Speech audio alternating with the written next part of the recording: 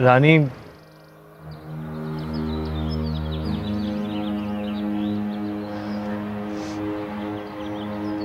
हम आपसे बहुत नाराज हैं।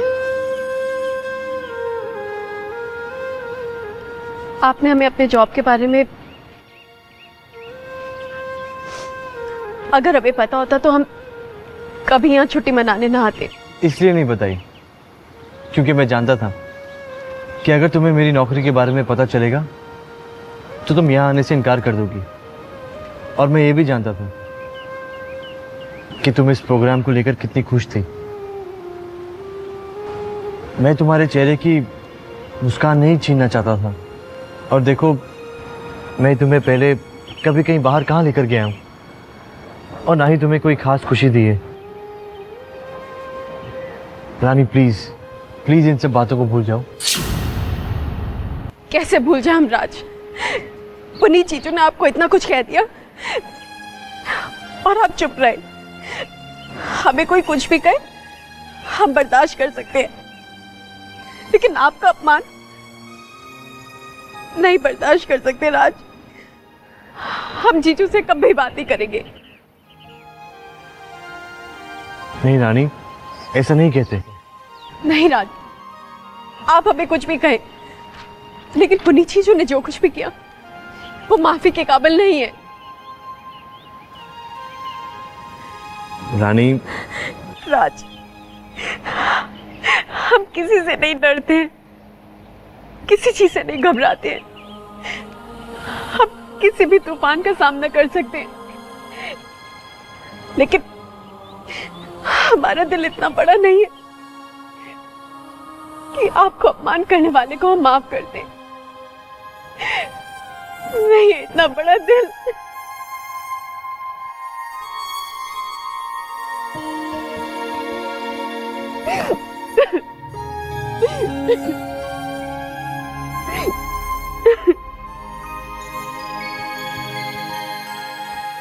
अरे क्यों? What the hell? अरे मैं क्यों बोलूं sorry? Puneet, why do you behave like this?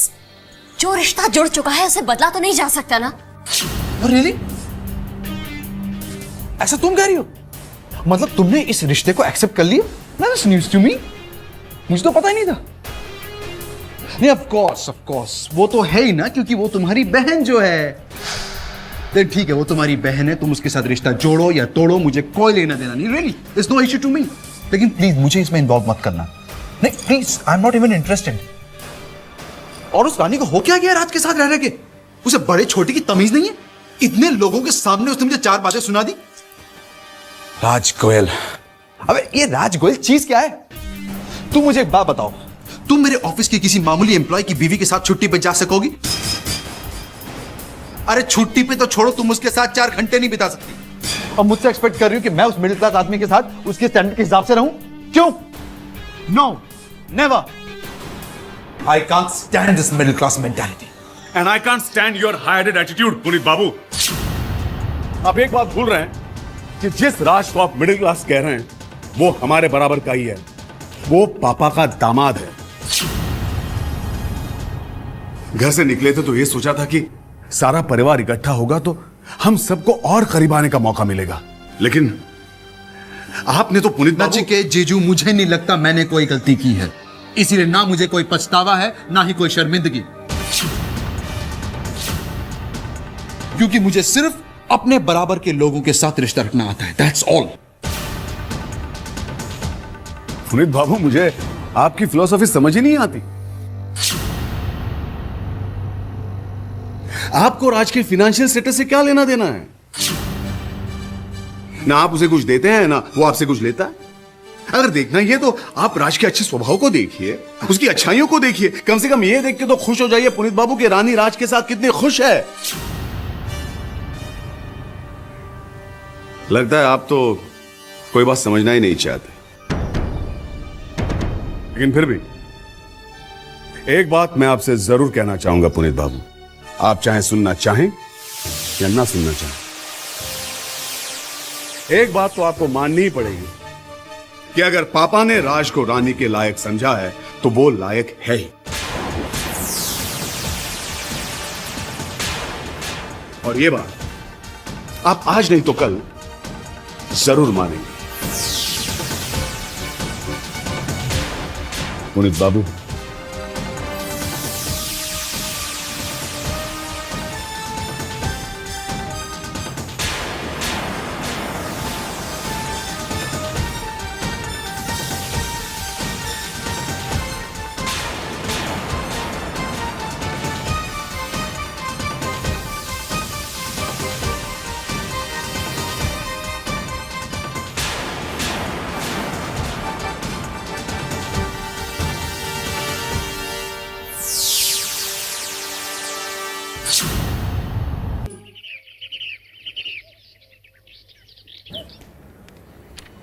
पंडित जी मिला?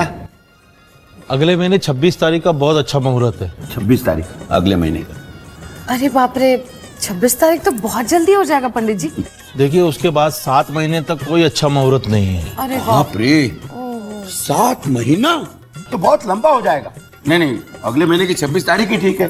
ये तो यही तारीख है ना? हाँ जी। ठीक है। तो दक्षिणा? हाँ। ये 26 तारीख तय रहा। हाँ जी। आयुष्मान, नमस्ते। 26 तारीख। 20 तारीख। अरे लेकिन 26 तारीख तो बहुत जल्दी हो जाएगा। 1 महीने में हम तैयारी कैसे करेंगे? लेंगे, ईश्वर है। सुन, हाँ। तू एक काम कर, ऑफिस में पैसों के लिए अभी से कह दे, और रात जैसे ही वापस आएगा मैं उसे कह दूंगी कि जल्द से जल्द पैसों का इंतजाम कर ले। क्यों जी? नहीं, तो रात से मत कहना। क्यों? क्यों? रात से बात क्यों नहीं की जाए? देखिए पापा, मैंने इस बार पहले ही साफ साफ कह दिया था कि सलोनी का शादी का खर्चा मैं अकेले नहीं उठाने वाला। राज और मैं ये खर्चा आधा आधा बांटेंगे। नहीं, तो बिल्कुल वाजिब कह रहा है, लेकिन बेटा इस वक्त राज को मतलब नहीं। पापा साफ साफ कहिए ना, क्या कहना चाह रहे हैं आप? दरअसल राज की नौकरी चली गई है। अरे इतनी बड़ी बात हो गई और उसने हमें बताया नहीं? दरअसल उसने मुझे भी नहीं बताया। वो सबको परेशान नहीं करना चाहता था। वो नौकरी की तलाश में है, नौकरी मिल जाएगी उसे। जब वो शेखर से नई नौकरी के बारे में बात कर रहा था तब तो मैंने सुन लिया, तब जाके मुझे पता चला। मुझे भी नहीं बताया। मनोज देख बेटा, राज को नई नौकरी मिलेगी तो तुरंत जाके वो वहां लोन के लिए तो नहीं कह सकता ना। आप साफ साफ क्यों नहीं कह देते कि मनोज बेटा, शादी का सारा खर्चा तुझे ही उठाना है? हाँ, क्यों नहीं? इस घर में बेवकूफ गधा मैं ही हूं ना, ढूंढे तो सबका बोझ। मनोज सुन मेरी बात बेटा, तू चिढ़ क्यों रहा है? अपना राज पढ़ा लिखा है, होनहार है, मेहनती है, और फिर क्या जी उसने क्या किया है? वो MBA। हाँ, फिर तो उसे जल्द से जल्द नौकरी मिल जाएगी। दूसरी तो फिक्र क्यों कर रहा है? प्लीज रहने दीजिए, मत दीजिए मुझे ऐसी तसल्लियां, प्लीज मत दीजिए। जब मधु की शादी हुई थी तब भी ये हुआ था कि राज अभी भी MBA कर चुका है, नौकरी की तलाश में है। और आज जब सलोनी की शादी है तो भाई साहब MBA कर चुके हैं, लेकिन आज भी नौकरी तलाश कर रहे हैं। वो ये शादी का खर्चा मुझे ही उठाना है। देख मनोज, तुझे इसलिए उठाना है खर्चा क्योंकि तू घर का बड़ा बेटा। हाँ, बड़ा हूं मैं, बड़ा हूं मैं। अरे मगर इसलिए हर बात की सजा मुझे ही मिलनी चाहिए ना। जिंदगी भर हर बात के लिए मुझे ही पिसना है, हर बात के लिए मुझे अपना मन मारना है। क्यों? क्योंकि मैं बड़ा जो हूं, है ना? अरे हमारे अपने कोई अरमा तो है ही नहीं ना। सपने देखने का हक तो हमें है ही नहीं। क्यों? क्योंकि मैं बड़ा जो हूं। जिंदगी भर कोलू की बैल की तरह मुझे ही पिसना है। पिसूंगा, मैं पिसूंगा। 100 बार राज को समझाया कि काम पर ध्यान दे, लेकिन नहीं। आपका राज जो है ना, बेचारा पत्नी व्रतापति जो है, लगा रहा उसकी खिदमत में। देख ले उसके नाम क्या मिला उसे। चलो अब तो अच्छा ही है, नौकरी ही नहीं रही ना, दिन भर घर में बैठा रहेगा, उसके नखरे उठाए, सेवा करे रानी साहिबा की। वो वैसे बता रहे, आप अपना खून क्यों जला रहे हो? जिसकी नौकरी गई है वो तो ऐश कर रहा है, घूम रहा है। भारती, वो बोल रहा है ना, तू चुप रह, बीच में मत। क्यों नहीं बोले मेरी बीवी? वो क्यों चुप रहे? सही कह रही है वो, मरने खपने के लिए मैं जो हूं ना। अरे पर तू चिल्ला क्यों? अरे क्या हो गया इन लोगों को? हाँ, अब क्या हम दोनों इंतजाम करेंगे शादी का बाहर निकल के घर के?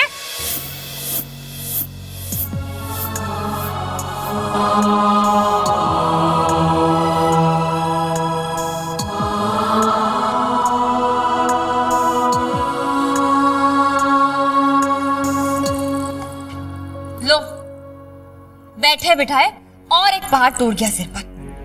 वैसे बता रहे, इस बार मैं आपको कोई भी बोझ अकेले उठाने नहीं दूंगी। हाँ, अरे इस घर की जिम्मेदारी क्या सिर्फ हमारी है और किसी की नहीं है? देख चुकी हूँ मैं आपको। राज की शादी के वक्त 5 लाख का जो कर्जा लिया था आपने, उसके वजह से आपकी नींद कैसे बर्बाद हुई थी। आप करवट लेते थे तो मेरा दिल डोलता था। बस बहुत हो गया, बहुत देख लिया और बहुत सहन कर लिया, अब मुझसे नहीं होता। ना ही मैं आपको चिंता में देखना चाहती हूँ और ना ही आपको ऐसे चिंता में देख देख कर अपना खून जलाना चाहती हूँ। मैं तो कुछ सोच ही नहीं पा रहा हूं कि क्या करूं। सलोनी की शादी है, चाहकर भी मैं मुंह तो नहीं फेर सकता ना। हमेशा हमेशा राज की वजह से मुसीबत मेरे सिर पर आती है।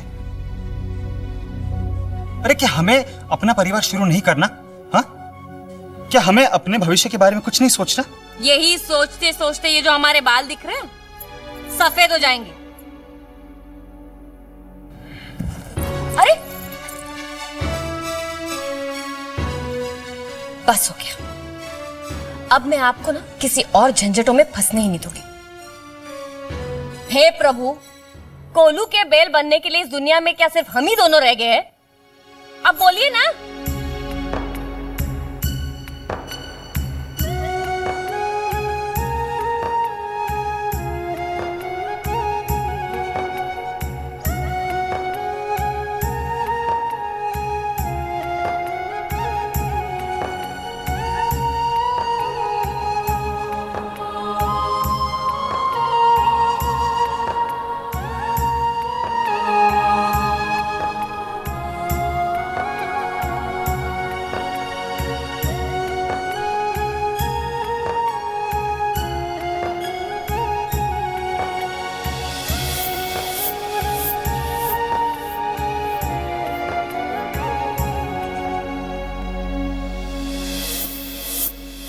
ये है तुम्हारी फेवरेट चॉकलेट। स्माइल, अरे स्माइल करो। कंग्रेचुलेशन, हमारे शादी की डेट फिक्स हो गई है। अब तुम हमेशा हमेशा के लिए मेरी हो जाओगी। क्या हुआ सलोनी, कोई प्रॉब्लम है?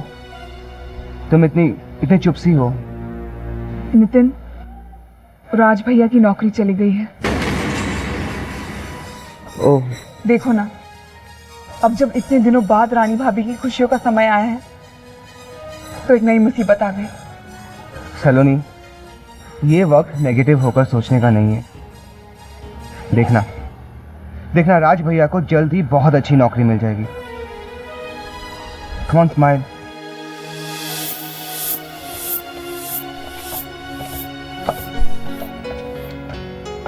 माँ, अरे जीती रे बेटा, आ गए तुम लोग।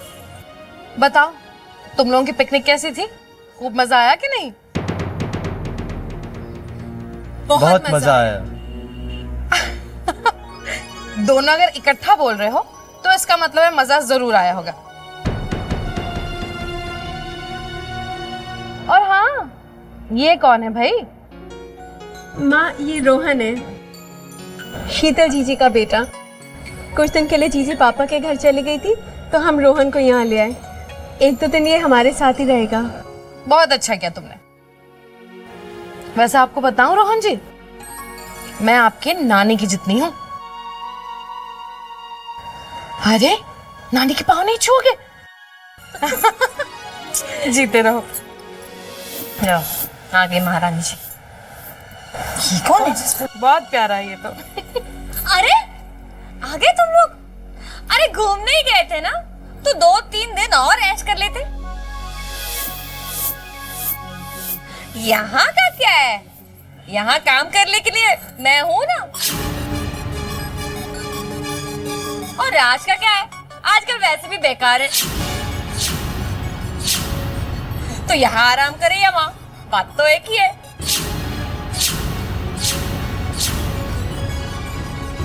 आरती, तेरी बड़बड़ अगर खत्म हो गई हो तो जा अंदर जाकर खाने की तैयारी कर। मम्मी जी वैसे बता रहे हैं, शादा बोल रही है, जब से शादी करके आई हूँ यही तो काम कर रही हूँ। हाँ 10 मिनट इधर उधर क्या चली जाऊं तो 10 बातें सुननी पड़ती है कि हाँ आरती तो कुछ काम ही नहीं करती, उसका तो कोई ध्यान ही नहीं लगता। और जो निठल्ले लोग रहते हैं वो तो ऐश करते रहते हैं। कितनी बकवास करती है तू, हाँ?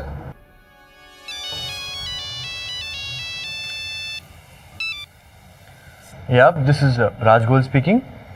Yes, sir. Fine. Yes, sir. किसका फोन था बेटा? माँ, इंटरव्यू के लिए फोन था, कल जाना है। इंटरव्यू के लिए? अरे वाह, ये तो बहुत अच्छी खबर है। और अगर तुझे इंटरव्यू के लिए फोन आया है ना, तो मुझे पूरा यकीन है कि तुझे ये नौकरी जरूर मिलेगी। और फिर मैं देखती हूँ कुछ लोगों की जबान जो कैंची की तरह कतर कतर चलने लगी है ना, वो कैसे चलती है।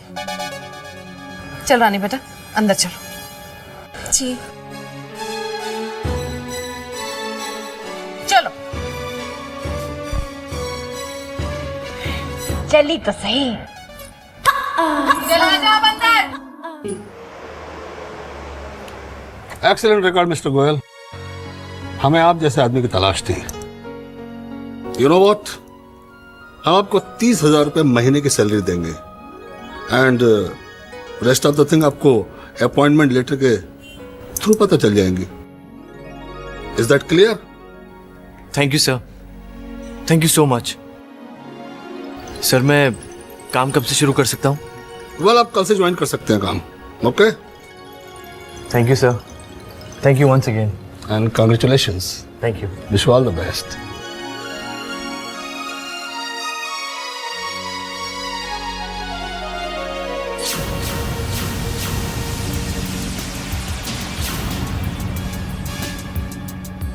वेल डन मिस्टर सहानी,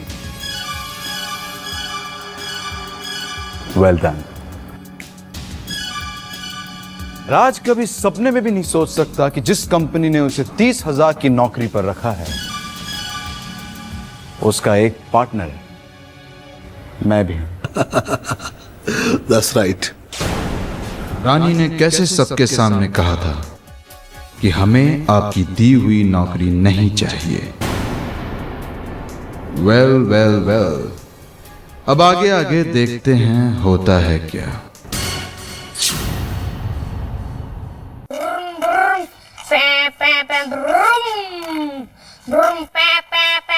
अरे अरे अरे अरे अरे अरे धुले हुए कपड़े हैं, इनके ऊपर से क्यों वो ट्रक चला रहा है? अरे मेरे कार के बीच में आ रहे हैं ना कपड़े, बाइक को बोला ना वो साइड में रखे। हैं?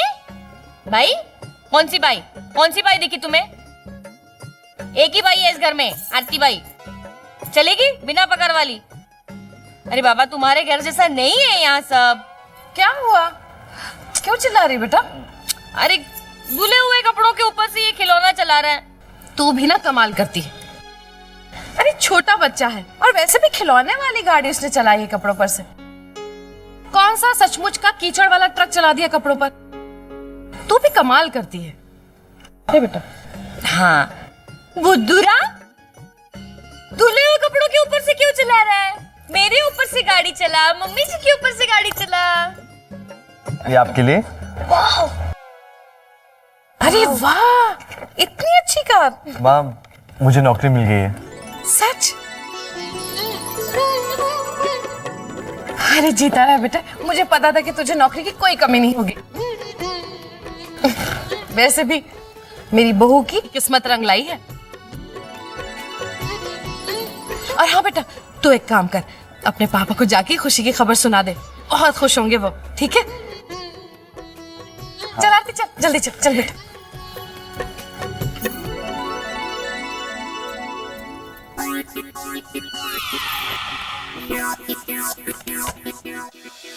350 माटी मिले।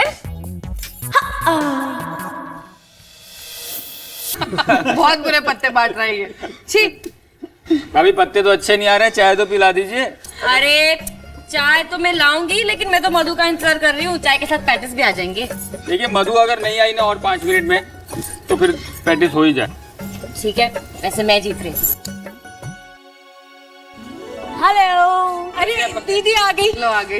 ये साथ में कौन आया है? मेरा नाम चिन्मयी है, वैसे आप मुझे चीनू भी बोल सकती हैं। अच्छा। कहाँ रह गई थी तू? और ये कौन है? इनसे तो मिला छोटे मियाँ से? मम्मी अब तक मुझे लेने नहीं आई, तो टीचर आंटी मुझे अपने साथ यहाँ ले आई। रोहन, चॉकलेट दो ना चीनू को। बाप रे, कितना बोलता है ये। अरे माँ, इसको स्कूल में देखना कितनी पटर पटर करता है। आती ले आ जल्दी। हाँ। आ जाओ। ओ भैया, फाइनली गरम चाय। फाइनली।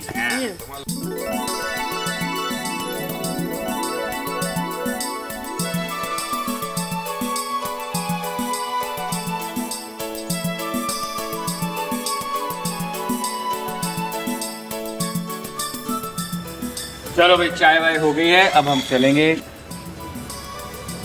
पता नहीं हमें अभी तक चिन्मय के पेरेंट्स क्यों नहीं आए, मुझे बहुत चिंता हो रही है।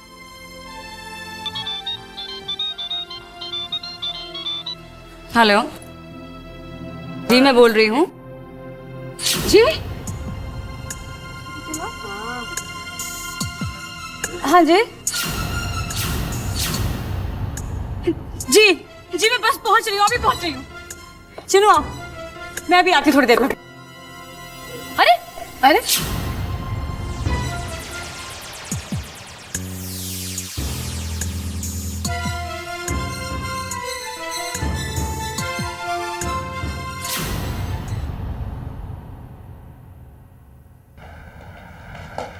हाय। आ गई? हाँ। यार बीवी, एक काम करते हैं, आज रात को ना बाहर चलते हैं।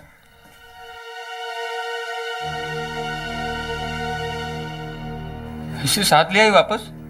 हाँ हमें देखो ना, किस्मत भी कैसे कैसे रंग बदलती है। क्यों, क्या हुआ? कुछ देर पहले तक इसकी भी अपनी एक दुनिया थी, कितना खुश था ये अपनी दुनिया में, लेकिन इसके पेरेंट्स की कार एक्सीडेंट में डेथ हो गई। क्या? बॉडीज अभी पुलिस कस्टडी में है, उसके बाद पोस्टमार्टम होगा, सारी फॉर्मेलिटीज पूरी की जाएंगी और शायद तब तक कोई रिश्तेदार भी आ जाए।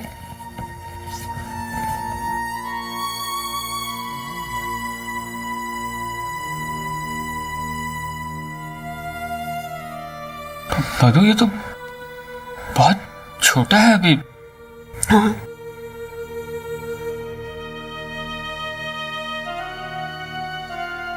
तुमने देखा था ना अमित, कितनी प्यारी बातें करता था, लेकिन जब से अपने मम्मी पापा को उस हाल में देखा है, एकदम चुप सा हो गया है, बस रोए जा रहा है। रात को अकेला कहाँ रहता, इसलिए मैं अपने साथ घर ले आई। तुमने ठीक किया मधु, अकेला कहाँ रहता, और सुबह तक इसके कोई ना कोई रिश्तेदार भी आ ही जाएंगे। मधु, भगवान की मर्जी के आगे हम तो बेबस ही हैं ना।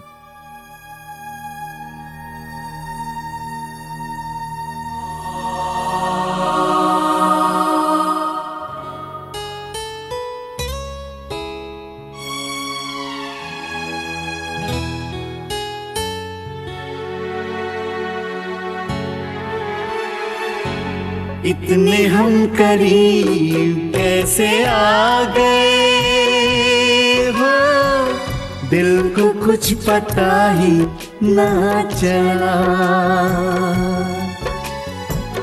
दिल को कुछ पता ही ना चला।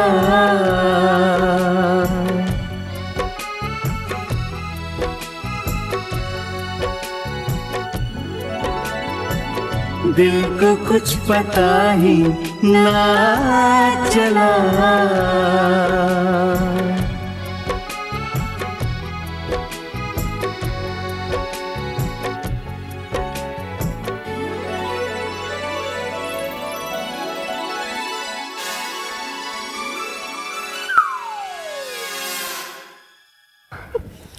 रोहन बेटा, आप तो सलोनी दीदी के यहाँ सोने वाले थे ना? नहीं, अभी मुझे मासी के पास सोना है। मुझे नीचे नींद नहीं आ रही है। नीचे नींद नहीं आ रही है? लेकिन बेटा यहाँ 3 लोग कैसे सोएंगे? ये बेड कितना छोटा है ना। एक काम कीजिए, आप कहीं और सो जाए, मैं और मासी यहाँ पे सो जाएंगे। मैं कहीं और सो जाऊँ? अच्छा कोई बात नहीं बेटा, तुम वहाँ पे जाके सो जाओ, आ जाओ। नहीं, वहाँ कॉर्नर पे मैं वहाँ से गिर जाऊंगा, मैं यहाँ पे ही सोऊंगा। मासी मुझे एक स्टोरी सुनाओ ना। स्टोरी? हाँ बेटा, मैं तुम्हें स्टोरी सुनाता हूँ। एक था राजा, बहुत बहादुर राजा था। उसके देश में किसी और राजा ने हमला किया और वो बहादुर राजा जीत गया। चलो सो जाओ, अभी खत्म होगी स्टोरी। अरे फिर क्या हुआ? बेटा स्टोरी खत्म। फिर क्या हुआ? सो जाओ बेटा। अरे हुआ क्या? कुछ नहीं बेटा, कहानी खत्म होगी, सो जाओ। आपको स्टोरी सुनाना नहीं आता, आप सुनाओ। अच्छा हम सुनाते, लेट जाओ, आओ लेटो। एक गांव में 2 दोस्त थे।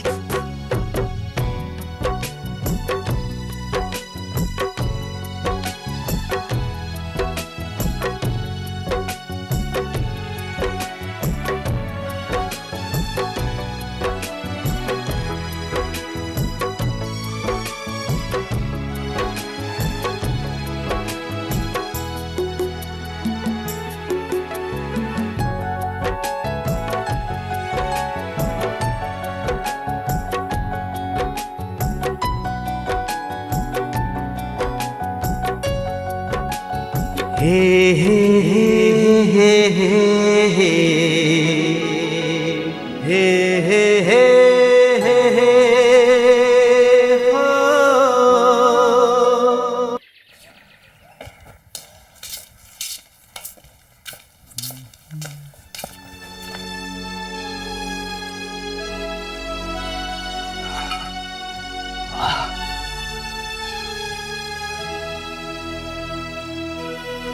क्या हुआ, कोई रिश्तेदार नहीं आया चीनू का? नहीं, अभी तक कोई नहीं आया। तो अब क्या होगा मधु? अमित, क्या ऐसा नहीं हो सकता?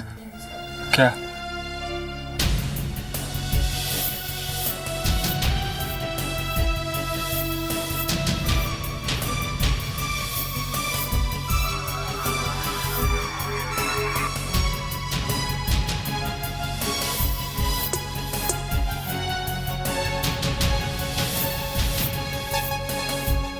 मधु, मधु तुम्हें पता भी है तुम क्या कह रही हो? अमित, मैंने जो भी कहा है बहुत सोच समझ कर ही कहा है, और इसमें गलत ही क्या है? गलत ही है मधु, गलत ही है। भावना तुम्हारी अच्छी है, मान लिया, लेकिन किसी को हेल्प करना, सपोर्ट करना, उसके 1000 तरीके हैं। पर जो तुम कह रही हो वो... अमित, मैंने फैसला कर लिया है। मधु, सुन लिया नामा आपने? मधु का क्या फैसला है? क्या ये ठीक है? एक मिनट ठहरो, तू क्या कहना चाह रही है?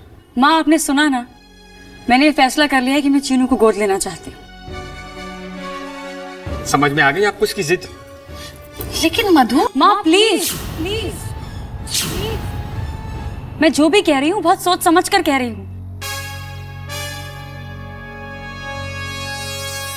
और चीनू का भी इस दुनिया में कोई नहीं है। देख मधु, दुनिया में करोड़ों करोड़ों अनाथ बच्चे हैं, उन पर दया तो की जा सकती है बेटा, लेकिन हर एक को अपने घर में तो नहीं ला सकते ना।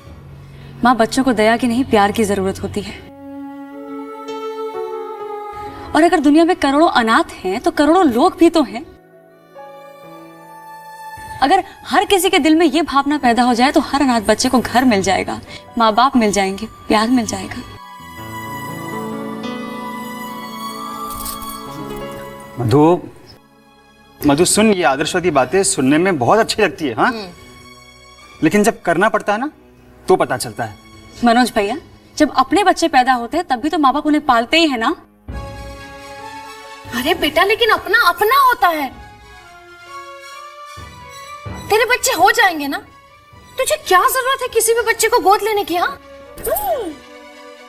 यही तो मैं समझा रहा हूँ इसे, कब से समझा रहा हूँ यही बात।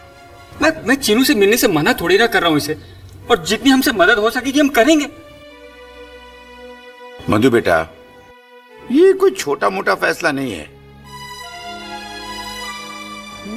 ऐसे फैसलों में जल्दबाजी नहीं करनी चाहिए। पापा, एक बार देखिए उस मासूम को, आपको पता है कितना लायक बच्चा है वो।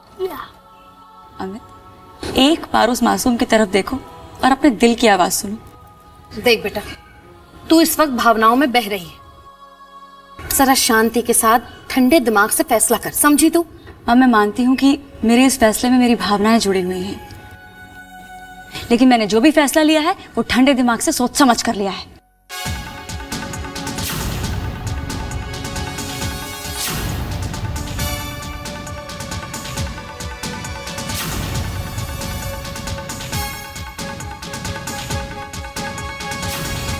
देख लिया ना आपने माँ? शांत रहो बेटा। रानी, तुम्हें क्या लगता है मधु दीदी भावना में कुछ ज्यादा ही बहकी थी ना? नहीं राज, हमें नहीं लगता कि मधु दीदी कोई भी डिसीजन बिना सोचे समझे लेंगी। और वैसे भी वो हर चीज़ बहुत बैलेंस तरीके से सोचती हैं। वैसे भी राज, एक औरत के लिए ममता की भावना सबसे ऊपर होती है, और वो भावना हमने मधु दीदी की आंखों में चीनू के लिए देखी है। तो तुम्हें क्या लगता है दीदी का फैसला ठीक है? ठीक ही नहीं, हमें तो लगता है दीदी का फैसला बहुत अच्छा है। अरे जिसे तुम बहुत चाहते हो, दिल से अपना मानते हो, उसे तुम पराया कैसे कह सकते हो? और अब जब रानी कह रही है कि मधु दीदी ठीक है, तो ठीक है, because my Rani is always right. आज ऑफिस का पहला दिन है, लेट नहीं हो रहे हो? बाय। राज, ये आपके लिए।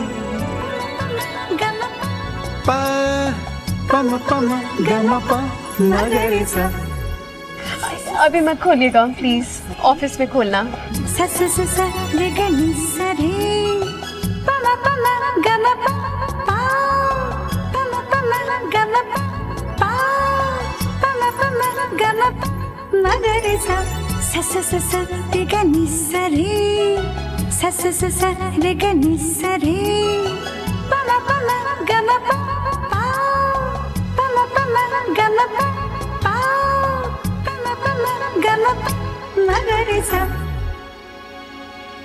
हे hey hey hey hey hey hey hey hey हे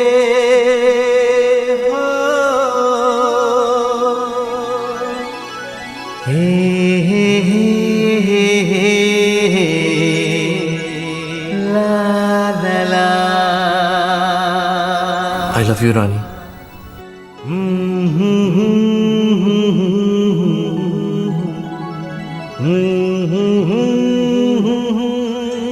गुड मॉर्निंग सर। सर ने आपको कॉन्फ्रेंस रूम में बुलाया है। मैं आता हूँ।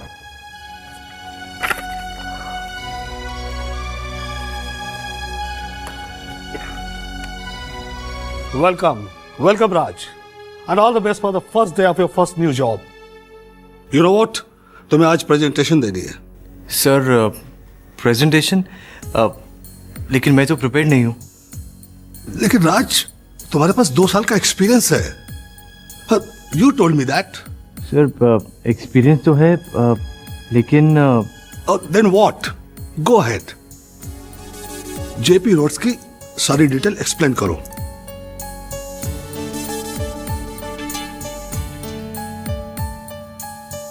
Got my point? Go ahead.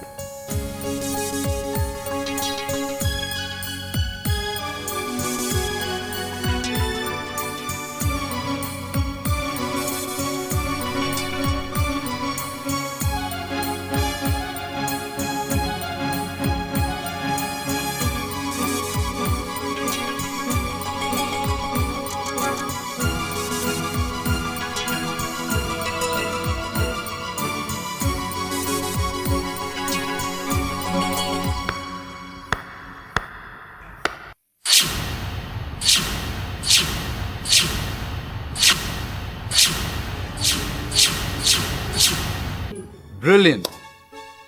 Brilliant presentation. Hello, Raj. Welcome. मेरी कंपनी में तुम्हारा स्वागत है, मिस्टर राज गोयल। क्या हुआ? इतनी हैरानी से क्यों देख रहे हो?